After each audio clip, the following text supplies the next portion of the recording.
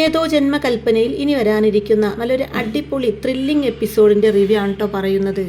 അങ്ങനെ അഞ്ജലി എല്ലാവരെയും ഹാളിലേക്ക് വിളിച്ചു വരുത്തുന്നുണ്ട് കേട്ടോ. അങ്ങനെ എല്ലാവരും അങ്ങോട്ടേക്ക് വന്നതിന് ശേഷം ലാസ്റ്റ് ആയിരിക്കും കേട്ടോ ശ്രുതി വരുന്നത്. ശ്രുതിയെ കണ്ടയുടനെ തന്നെ അഞ്ജലി പറയുന്നുണ്ട്, എല്ലാവരും വന്നല്ലോ, ശ്രുതിയും വന്നു, ഇനി ആരും വരാൻ ബാക്കിയില്ലല്ലോ. അതെ, നിങ്ങളോട് എല്ലാവരോടുമായിട്ട് എനിക്കൊരു കാര്യം പറയാനുണ്ട്. അപ്പോഴേക്കും എന്താ മോൾക്ക് എന്താ പറയാനുള്ളതെന്ന് ചോദിക്കുന്നുണ്ട് കേട്ടോ മോഹൻ അങ്കിൾ.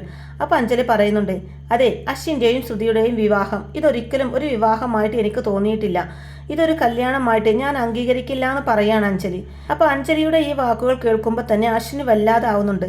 എന്നിട്ട് ചേച്ചി എന്നങ്ങ് വിളിക്കുമ്പോൾ തന്നെ അഞ്ജലി പറയുന്നുണ്ട്, നീ ഒന്ന് മിണ്ടാതിരിക്കേ, ഞാൻ മുഴുവനും പറഞ്ഞില്ലല്ലോ.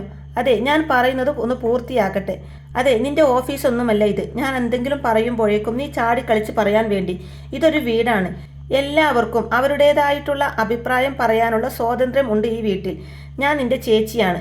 അതുകൊണ്ട് തന്നെ ഞാൻ പറയുന്ന കാര്യങ്ങൾ ചിലതൊക്കെ നീയും അനുസരിക്കണം എന്നൊക്കെ പറയുന്നുണ്ട് അഞ്ജലി. ഒരിക്കലും നിന്റെയും ശ്രുതിയുടെയും ഈ ഒരു കല്യാണമായിട്ട് എനിക്ക് അംഗീകരിക്കാൻ കഴിയില്ല. ചുമ്മാ അമ്പലത്തിലേക്ക് അങ്ങ് പോയിട്ട് മുഹൂർത്തം പോലും നോക്കാതെ ഒരു മഞ്ഞച്ചരട് അവളുടെ കഴുത്തിലിട്ട് കെട്ടിക്കൊടുത്താൽ അതൊരു താലികെട്ടായിട്ട് നീ അംഗീകരിക്കുമായിരിക്കും. പക്ഷേ അതൊന്നും ഉൾക്കൊള്ളാൻ എനിക്കും മുത്തശ്ശിക്കും ആർക്കും തന്നെ കഴിയില്ല എന്നൊക്കെ പറയൂട്ടോ. താലിക്കെട്ടിന് ശേഷം ഒരുപാട് ചടങ്ങുകളൊക്കെ പൂർത്തിയാക്കാനുണ്ട്. അതെല്ലാം കഴിഞ്ഞാൽ മാത്രമേ കല്യാണമാവുകയുള്ളൂ. ആകാശിൻ്റെയും പ്രീതിയുടെയും താലിക്കെട്ട് കഴിഞ്ഞതിന് ശേഷം ഒത്തിരി അധികം ചടങ്ങുകളൊക്കെ ചെയ്യുന്നത് നീയും കണ്ടതല്ലേ. അതുപോലെ തന്നെ നിങ്ങളുടെ കല്യാണമായി അംഗീകരിക്കണമെങ്കിൽ അതുപോലെ തന്നെ ചടങ്ങുകളെല്ലാം പൂർത്തിയാക്കണം എന്ന് പറയുകയാണ് അഞ്ജലി. എന്നാൽ അഞ്ജലിയുടെ ഈ ഒരു തീരുമാനം കേൾക്കുമ്പോൾ എല്ലാവർക്കും സന്തോഷമാവുന്നുണ്ട് കേട്ടോ, ശ്യാമിനൊഴികെ. അതായത് ആ ഒരു ചടങ്ങെല്ലാം കഴിയുന്നതോടുകൂടി തന്നെ അവരുടെ കല്യാണം അംഗീകരിക്കും എന്ന് അഞ്ജലി പറയുന്നത് കേൾക്കുമ്പോൾ എല്ലാവർക്കും അത് സന്തോഷമാവുന്നുണ്ടെങ്കിലും ശ്യാമിനത് കേട്ട് ദേഷ്യം വരിക കേട്ടോ. അഞ്ജലി ചേച്ചി അങ്ങനെയാണല്ലോ ഉദ്ദേശിച്ചത്, എല്ലാ ചടങ്ങുകളും നടത്താം എന്നാണല്ലോ പറഞ്ഞതെന്നൊക്കെ ചിന്തിച്ചുകൊണ്ട് അശ്വിൻ ഇങ്ങനെ ഭയങ്കര സന്തോഷത്തിലായിരിക്കും. അശ്വിൻ ശ്രുതിയുടെ കഴുത്തിൽ താലി കെട്ടി എന്നത് മാത്രം പരിഗണിച്ചുകൊണ്ട് തന്നെ അതിനുശേഷമുള്ള എല്ലാ ചടങ്ങുകളും ആകാശവും പ്രീതിയും ചെയ്ത എല്ലാ ചടങ്ങുകളും അശ്വിനെയും ശ്രുതിയെയും കൊണ്ട് ചെയ്യിപ്പിക്കുന്നുണ്ട്. താലിക്കെട്ട് കഴിഞ്ഞതിന് ശേഷം അവരെ കൊണ്ട് രണ്ടുപേരെയും കൊണ്ട് മധുരം പങ്കിടിപ്പിക്കും. പ്രീതിയെ അണിയിച്ചൊരുക്കിയതുപോലെ തന്നെ ഒരു പുതുമണവാട്ടിയായി കൊണ്ട് തന്നെ ശ്രുതിയെയും അതുപോലെ ഒരുക്കുന്നുണ്ട്. നല്ല വില കൂടിയ പട്ടുസാരിയും അതുപോലെ തന്നെ ഒത്തിരി അധികം സ്വർണ്ണാഭരണങ്ങളൊക്കെ ശ്രുതിക്ക് വേണ്ടി കൊടുക്കുന്നുണ്ട്. ഇത്ര കാലം അഞ്ജലി സൂക്ഷിച്ചിരുന്ന അശ്വിൻ്റെ അമ്മയുടെ സാരിയും ആഭരണങ്ങളൊക്കെ പാരമ്പര്യമായിട്ട് കാത്തു സൂക്ഷിച്ചിരുന്ന ആ ആഭരണങ്ങളൊക്കെ ആയിരിക്കും കേട്ടോ ശ്രുതിക്ക് കൊടുക്കുന്നത്. എന്നാൽ പാരമ്പര്യമായിട്ട് കൈമാറി വന്ന തൻ്റെ അമ്മയുടെ ആഭരണങ്ങളെല്ലാം തന്നെ ശ്രുതി അണിയുന്നത് കാണുന്ന സമയം ആ ഒരു ആഭരണത്തിൽ ശ്രുതിയെ കാണുമ്പോൾ അശ്വിന് വല്ലാത്ത സന്തോഷം തോന്നുന്നുണ്ട്. പിന്നീട് അങ്ങനെ അഞ്ജലി ശ്രുതിയെ പുതുമണവാട്ടിയായി അംഗീകരിച്ചു കൊണ്ട് തന്നെ അവരെല്ലാവരും ഗൃഹപ്രവേശനം ചെയ്യാൻ വേണ്ടിയിട്ട് അണിയിച്ചൊരുങ്ങി പുറത്തേക്ക് നിൽക്കുകയാണ്. അങ്ങനെ എല്ലാവരും ആ ഒരു ഗൃഹപ്രവേശനത്തിന് മുമ്പായിട്ട് വീടിന് വെളിയിൽ നിൽക്കുന്നുണ്ട്. അവിടെ ഉമ്മറത്ത് വെച്ചിരിക്കുന്ന ഒരു അരിക്കലമുണ്ട്.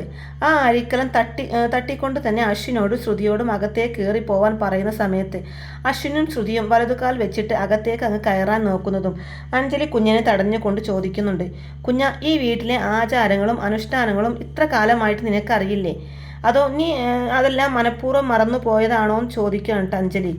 അപ്പോൾ അത് കേൾക്കുന്ന അശ്വിൻ ചോദിക്കുന്നുണ്ട്, എന്താ ചേച്ചി എന്താ ഉദ്ദേശിച്ചതെന്ന് ചോദിക്കുമ്പോൾ അഞ്ജലി പറയുന്നുണ്ട്, അതെ, ആകാശ പ്രീതിയുമായി ഗൃഹപ്രവേശനം നടത്തിയില്ലേ, അതുപോലെ തന്നെ നീ ശ്രുതിയുമായിട്ട് നടത്തണമെന്ന് പറയും. അതെങ്ങനെയാ? ആ സമയത്ത് നീ ഇവിടെ ഉണ്ടായിരുന്നില്ലല്ലോ.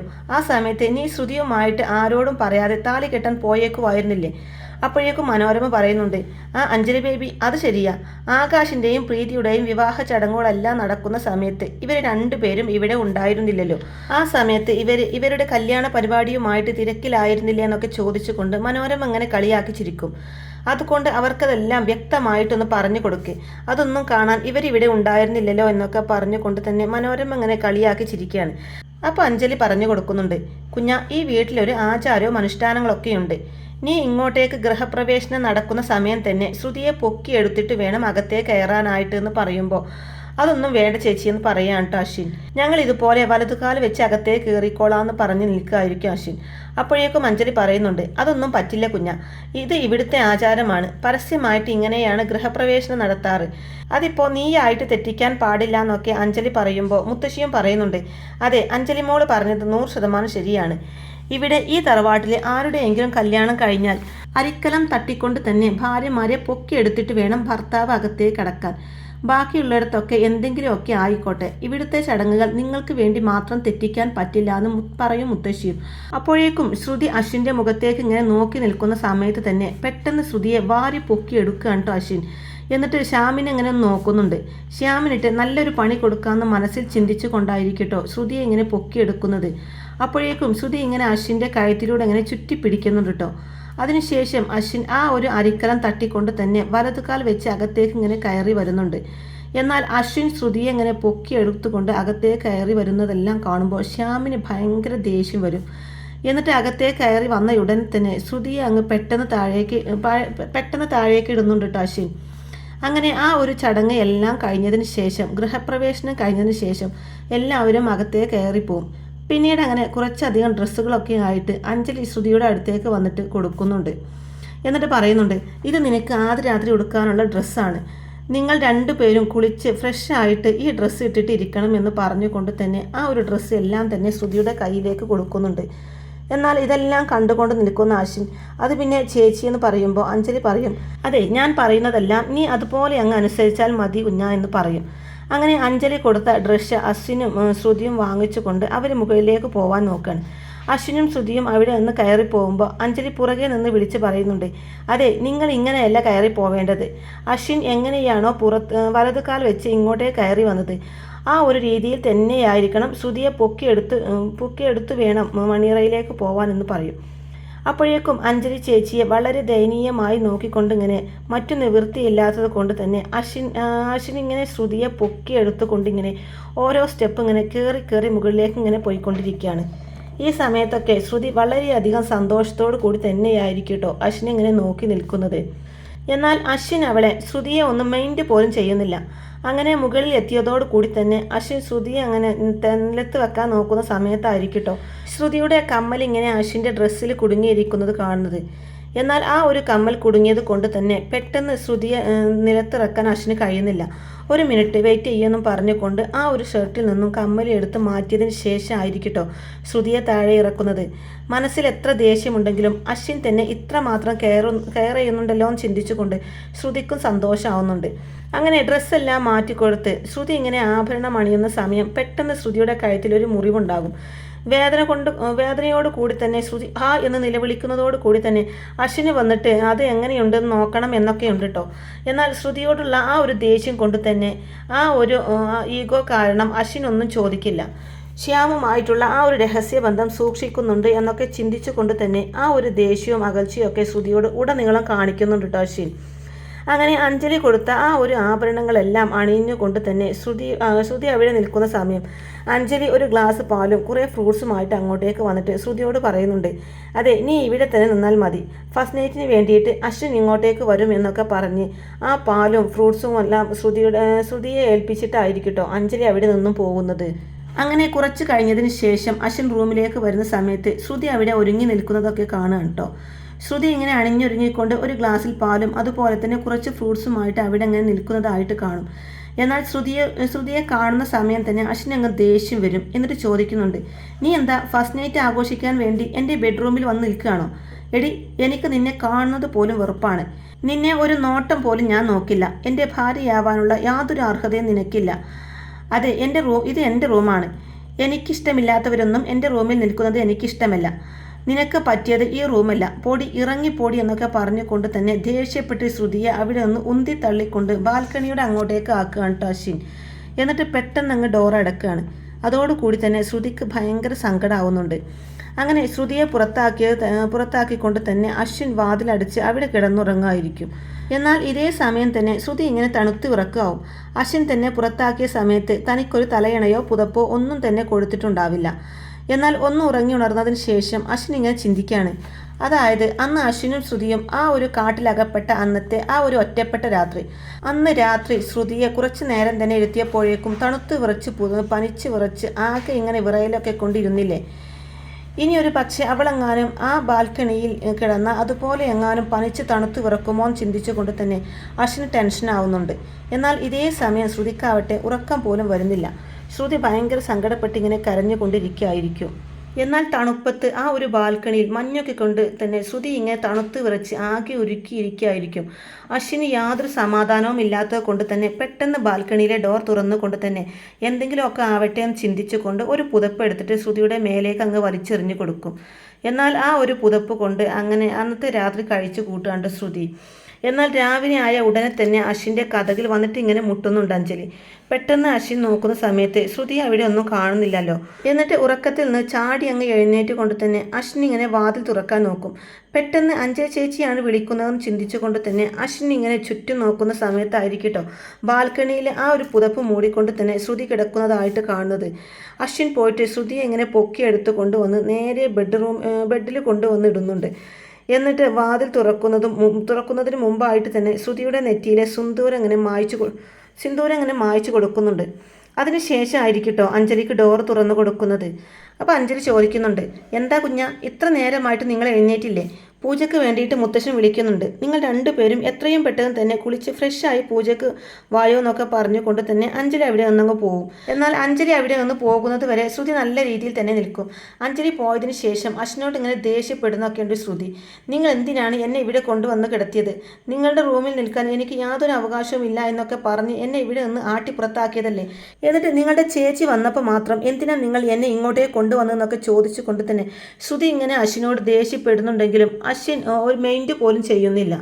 എന്താണെങ്കിലും അഞ്ജലി പറഞ്ഞ ആ പൂജയ്ക്ക് പങ്കെടുക്കാൻ വേണ്ടി രണ്ടുപേരും കുളിച്ച് ഫ്രഷായി നേരെ താഴേക്ക് ചെല്ലുന്നുണ്ട്.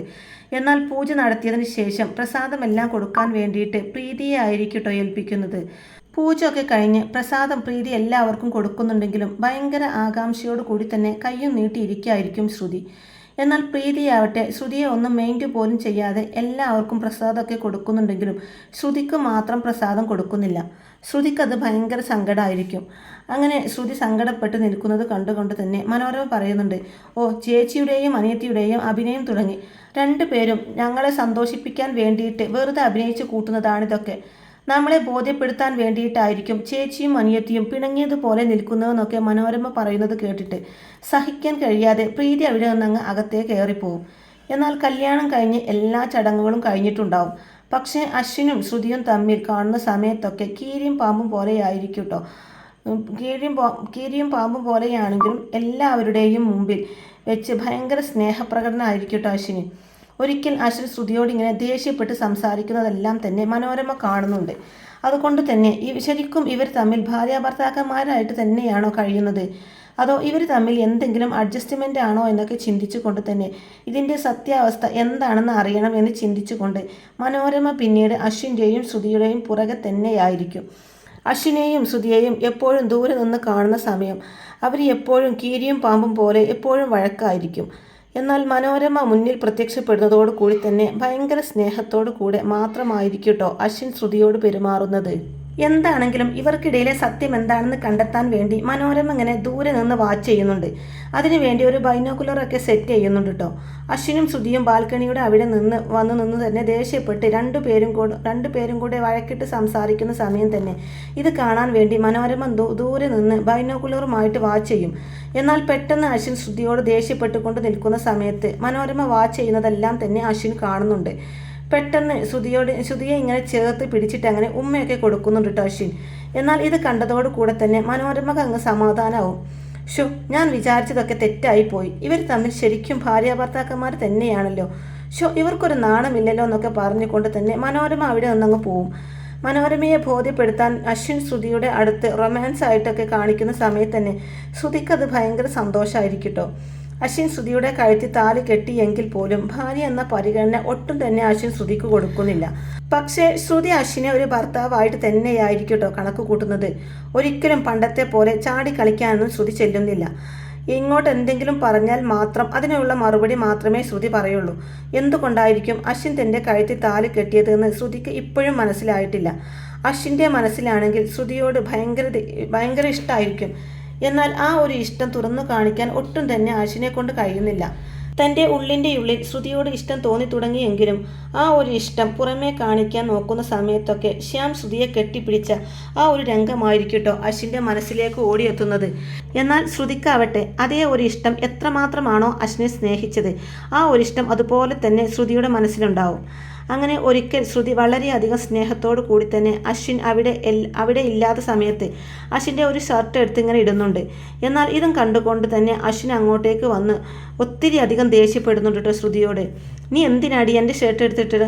ആരോട് ചോദിച്ചിട്ടാടി നീ എൻ്റെ ഷർട്ട് എടുത്തിട്ടത്?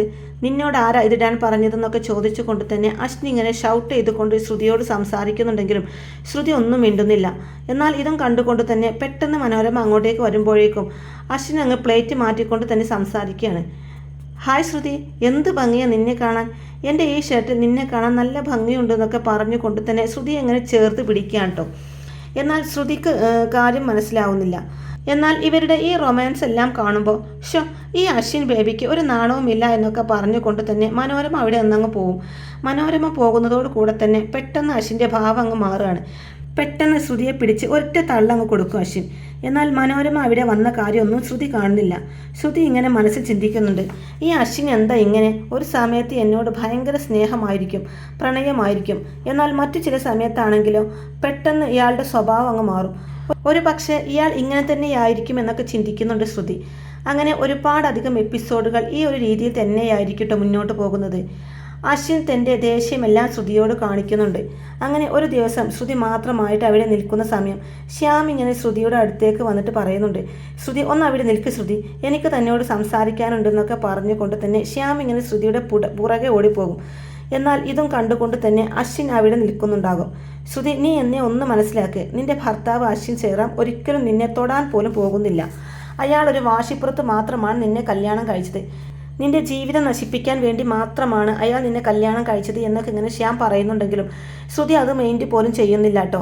എന്നിട്ട് ശ്യാം ഇങ്ങനെ ശ്രുതിയെ കെയർ ചെയ്ത് പിടിക്കാൻ നോക്കുന്ന സമയത്ത് ശ്രുതി അങ്ങ് ശ്യാമിനെ തള്ളി മാറ്റിക്കൊണ്ട് പറയുന്നുണ്ട്, അതെ, ഇന്ന് ഞാനൊരു ഭാര്യയാണ്, അശ്വിൻ സേറാമിൻ്റെ ഭാര്യയാണ് ഞാൻ. അയാൾ എങ്ങനത്തെ മനുഷ്യനും ആയിക്കോട്ടെ, അയാൾ എന്നോട് ഏത് രീതിയിലും പെരുമാറിക്കോട്ടെ, അതൊന്നും എനിക്കൊരു വിഷയവുമല്ല. അശ്വിൻ സൈറാമല്ലാതെ മറ്റൊരു പുരുഷനും ഈ ജീവിതത്തിൽ മരണം വരെ എൻ്റെ കൂടെ ഉണ്ടാവില്ല എന്നൊക്കെ പറഞ്ഞ് ശ്യാമിനെ ഇങ്ങനെ തള്ളി നീക്കുന്നുണ്ട് കേട്ടോ ശ്രുതി. പിന്നീട് അങ്ങനെ ശ്യാം ശ്രുതിയോട് സംസാരിക്കുന്നതെല്ലാം തന്നെ അശ്വിൻ അവിടെ നിന്നും കേൾക്കുന്നുണ്ട് കേട്ടോ. എന്നാൽ ശ്രുതിയുടെ ഭാഗത്ത് യാതൊരു തെറ്റുമില്ല എന്നും ശ്യാം തന്നെ തെറ്റിദ്ധരിപ്പിച്ചതാണ് എന്ന് സത്യമെല്ലാം തന്നെ അശ്വിന് മനസ്സിലാവുന്നുണ്ട്. എന്നാൽ ശ്രുതി ഒരു പാവമാണെന്നും ശ്രുതിയുടെ ഭാഗത്ത് യാതൊരു തെറ്റുമില്ല എന്നൊക്കെ മനസ്സിലാക്കിക്കൊണ്ട് തന്നെ ഒരിക്കലും പെട്ടെന്നൊന്നും അശ്വിൻ ശ്രുതിയെ അംഗീകരിക്കുന്നില്ല കേട്ടോ.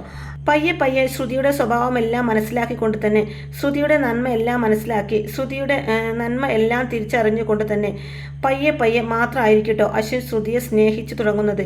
അങ്ങനെ ശ്രുതിയുടെ ഭാഗത്ത് യാതൊരു തെറ്റുമില്ല എന്ന് മനസ്സിലാക്കിക്കൊണ്ട് തന്നെ അശ്വിൻ ശ്രുതിയെ സ്നേഹിച്ചു തുടങ്ങി. പിന്നീട് അങ്ങനെ ഭയങ്കര സൂപ്പറായിട്ടുള്ള അല്ല റൊമാൻറ്റിക് ആയിട്ടുള്ള എപ്പിസോഡുകളൊക്കെയാണ് കേട്ടോ ഇനി വരാൻ പോകുന്നത്.